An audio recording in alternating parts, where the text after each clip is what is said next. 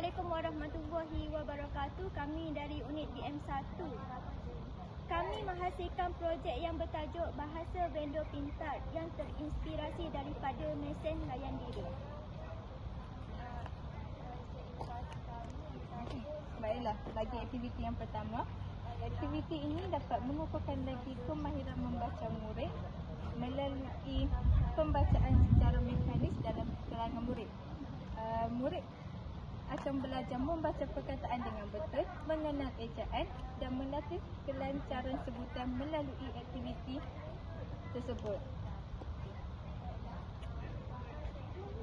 Bagi aktiviti yang kedua, inovasi ini turut membantu murid menguasai kemahiran mengenal pasti makna dengan mengaitkan perkataan yang diperoleh daripada mesin layan diri dan aktiviti memancing dengan gambar serta konteks sebenar.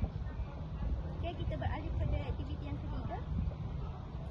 Bagi aktiviti yang ketiga pula, aktiviti ini dapat melatih kemahiran menulis secara mekanis, iaitu keupayaan murid untuk menulis dengan betul dari segi bentuk huruf, ejaan, tanda baca dan tulisan yang kemas serta mudah untuk dibaca. Okey, sebagai contoh, murid dapat menulis dengan penggunaan huruf besar dan kecil secara betul dan mengeja dengan tepat.